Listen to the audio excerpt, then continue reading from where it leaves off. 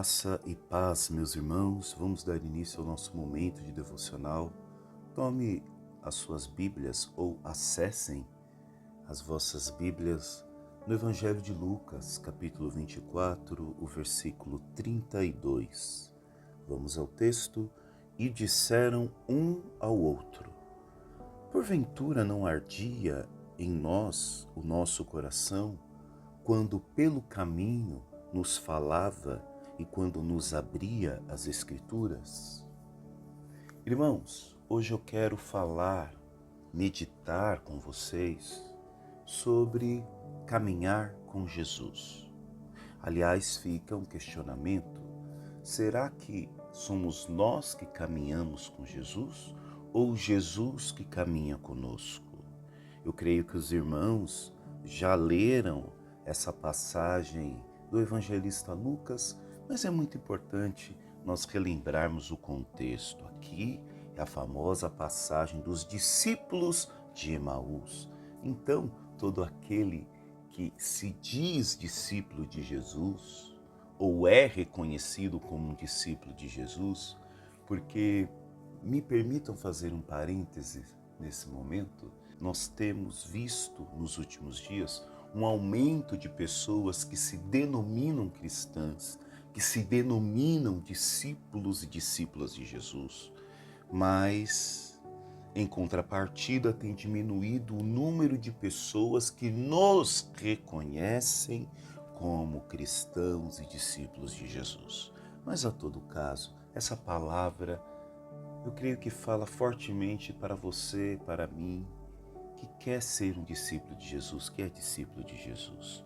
O contexto é: esse episódio está ocorrendo no mesmo dia da ressurreição de Jesus, que é um domingo, primeiro dia da semana. Essa passagem conta dois discípulos que estão caminhando de Jerusalém para Emaús. Isso, a distância dava cerca de 11 quilômetros e eles estão percorrendo a pé. Eles estão saindo do centro da adoração judaica, Jerusalém. Nós sabemos que foi lá aonde Jesus foi crucificado, e agora estão indo para Emaús. Mas tem algo que está motivando essa longa caminhada. Eles estão abatidos, eles estão decepcionados, eles não tiveram as suas expectativas correspondidas na pessoa de Jesus o Cristo, porque nós sabemos que os judeus esperavam um Messias bélico, alguém que iria agora libertá-los do poder da mão dos romanos, alguém que viria sobre um cavalo, com espada na mão. Mas em contrapartida vem Jesus em cima de um jumento e dizendo que o seu reino não é deste mundo. Então isso frustra, porque Jesus acabara de ser crucificado, então eles estão abatidos. E esse é um dos sinais do discípulo quando não tem a sua expectativa correspondida. Ele vai embora. Reparem, a palavra nos dá direção de muitas coisas na nossa vida. Todo discípulo frustrado, a primeira coisa que ele faz é ir embora. Ele vai para um lugar onde a frustração dele não vai doer. Ele vai para um lugar onde a frustração, o que ele está sentindo ali dentro, ele não vai precisar lidar com isso. E é o que está acontecendo com esses discípulos. Eles estão abatidos, eles estão decepcionados, porque Jesus havia sido crucificado. Olha que coisa. Sendo que, se Jesus não é crucificado, o plano salvífico, aquele plano que Gabriel anuncia à Virgem, esse plano não é concretizado, o plano de salvação.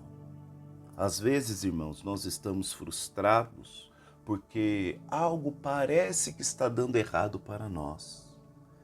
Algo parece que saiu ou não saiu como nós imaginávamos. Mas não é sobre as nossas expectativas, é sobre um plano maior. É sobre o projeto de Deus. Então Jesus é crucificado, E apesar dos rumores de ressurreição, porque Jesus aparece a Maria Madalena, manda avisar os discípulos, eles ainda não compreendiam plenamente o que havia acontecido. É discípulo. Nós estamos lidando com alguém que está aprendendo. Nós vemos por várias vezes Jesus contando parábolas e os discípulos fazendo cara de conteúdo. Às vezes somos nós assim, né? Às vezes fazemos cara de conteúdo, cara de que entendemos tudo, mas no fundo a gente não entendeu nada. É igual quando a gente estava na escola, né? O professor perguntava, todos entenderam? Ninguém levantava a mão. Bastava um levantar para todos dizerem, não, professor, nós não entendemos, né? E aí por várias vezes Jesus contava parábolas e às vezes os discípulos iam e falavam, mas Jesus, a gente não entendeu, não. Não entendeu, não. Então, o discípulo vai passar por momentos como esse, de frustração, momentos que ele não vai entender o processo. Então, o que acontece momentos antes desse versículo que estamos meditando?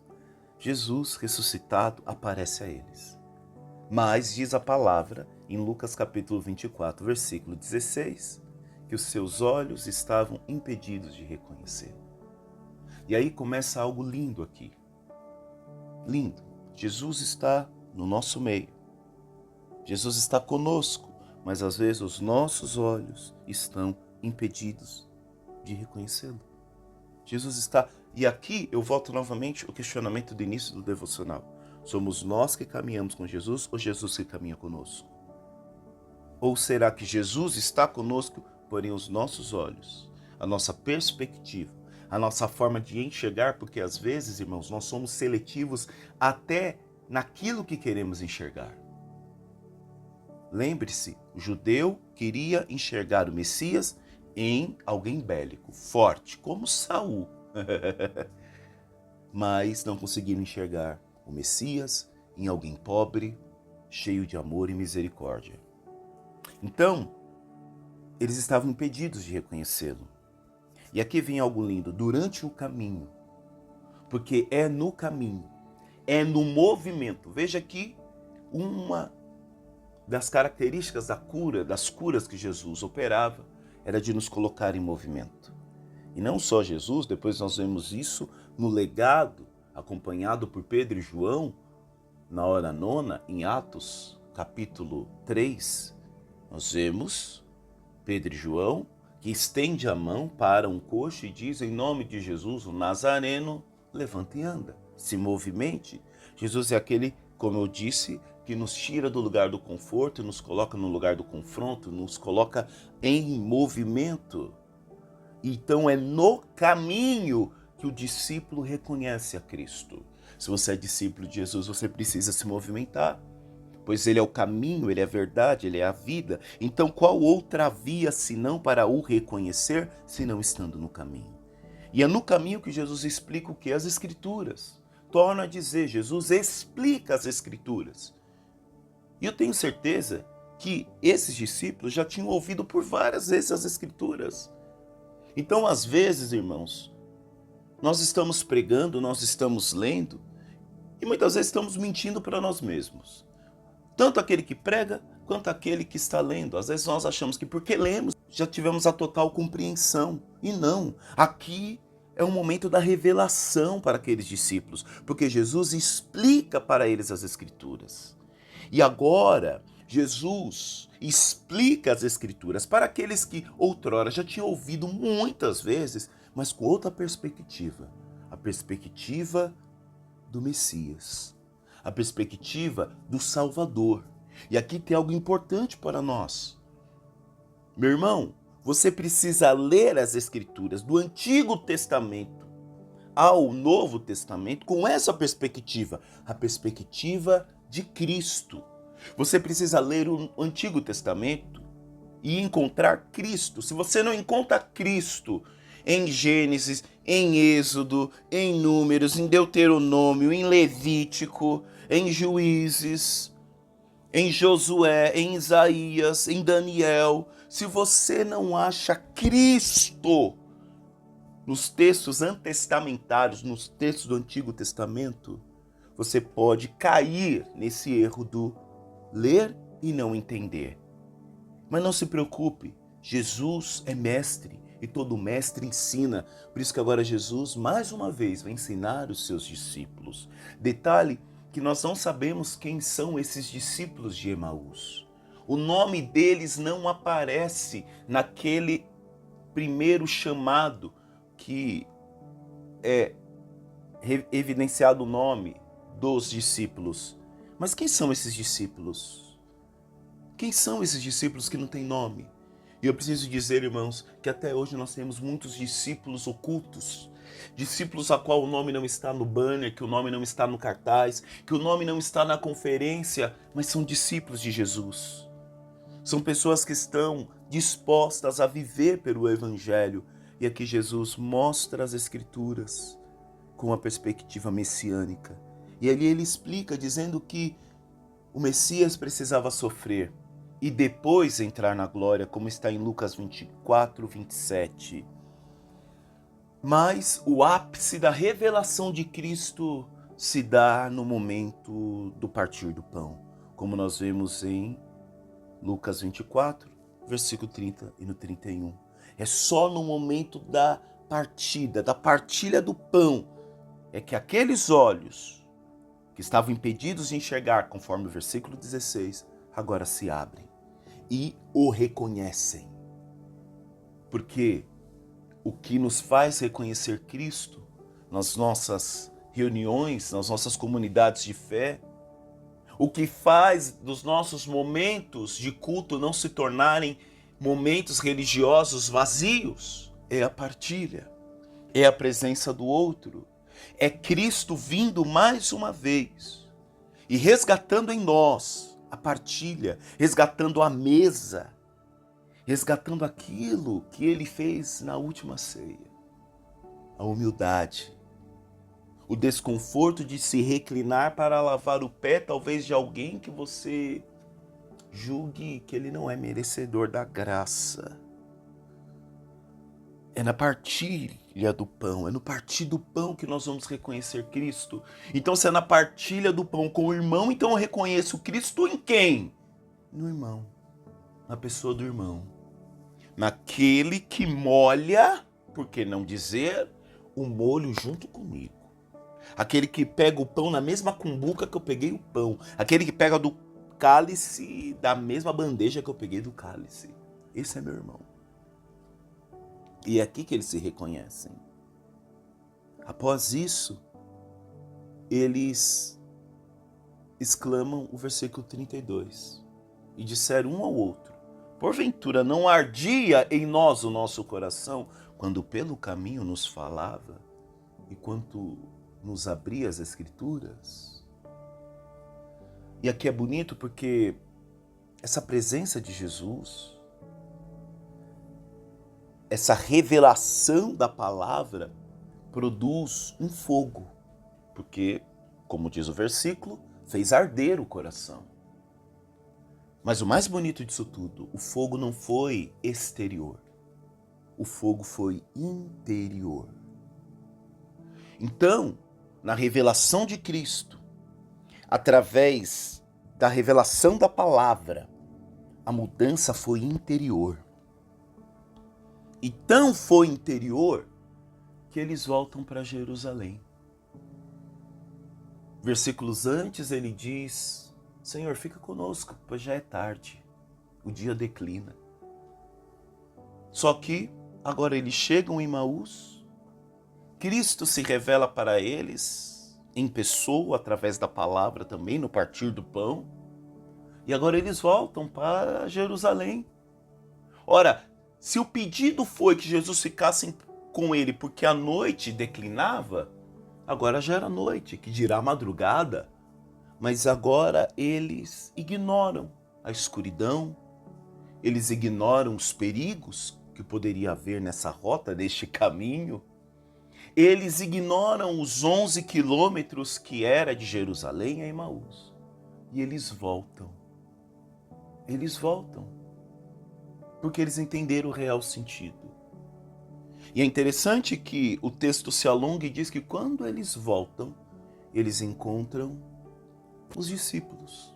Eles saem de uma mesa e voltam para outra mesa. Porque discípulo é assim. Hora ou outra irão se esbarrar, irão se encontrar em uma mesa, no partir do pão. Isso é lindo, meus irmãos. Isso é lindo. O fogo aqui foi interior. O fogo aqueceu o coração. Esse fogo da palavra, da revelação de Cristo, trouxe clareza, trouxe esperança, trouxe renovação da fé. E muitas vezes, irmãos, nós podemos caminhar, podemos nos movimentar, sem perceber que Cristo está ao nosso lado. Mas quando nós prestamos atenção à sua voz, quando nós prestamos atenção nas Escrituras, algo dentro de nós se transforma. Então, o discípulo é aquele que se permite ser transformado, não exteriormente, porque eu preciso lhe dizer, o que forma o discípulo são transformações, revelações interiores, não é o exterior. Não adianta, irmão. Não adianta mudar de endereço. Não adianta andar 11 quilômetros. Não adianta ser escravo da sua frustração. Você precisa de Cristo. Nós precisamos de Cristo. Enquanto Cristo não for revelado para nós a sua essência, enquanto nós não percebemos que Ele caminha ao nosso lado, mesmo quando não o notamos, mesmo quando não o percebemos, mesmo quando não sentimos arrepio, quando não choramos, Cristo continua caminhando ao nosso lado. Não é sobre uma presença sensorial, cultos epidérmicos. Eu não chorei hoje. Meu irmão, nós estamos falando de discípulos que estavam frustrados. Mas Jesus, como bom mestre, caminha ao lado para se revelar, para dizer, olha, aonde você pensava que era o fim, é um começo. Eu sei que talvez esse começo não é como você imaginava, não é como você idealizou, mas permita que o Senhor queime o teu coração, me mostre. E quais os pontos nós podemos aplicar no nosso dia através dessa palavra? Primeiro, busque a presença de Cristo na palavra. É na palavra do Senhor.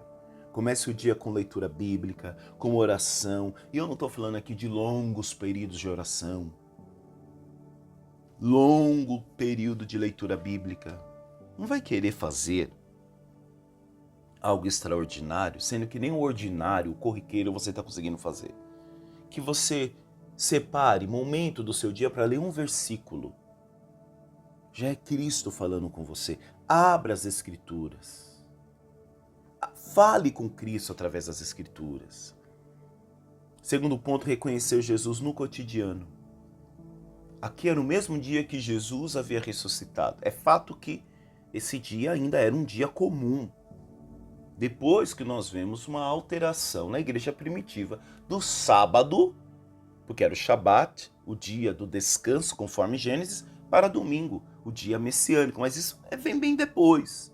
Mas até então, aquele domingo para os discípulos de Emaús era um dia comum. Mas nós somos convidados a reconhecer Jesus até um dia comum, no cotidiano. Se você acha que Jesus só se revela no dia, da hora marcada, no dia que a sua congregação se reúne, você tem um sério problema. Deus é Deus, mesmo em momentos de dúvida.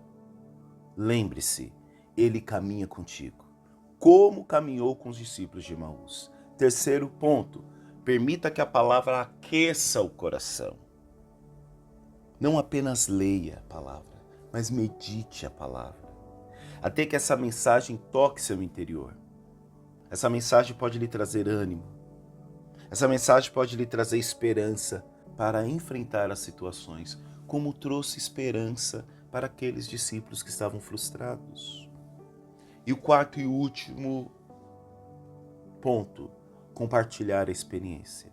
Assim como os discípulos correram de volta a Jerusalém para contar o que vivera, você pode compartilhar com alguém o que Deus falou ao seu coração hoje. Lembre-se, aonde houver uma mesa, haverá encontro de discípulos. Jeremias capítulo 20, versículo 9. Mas se digo, não o mencionarei, e não falarei mais no seu nome.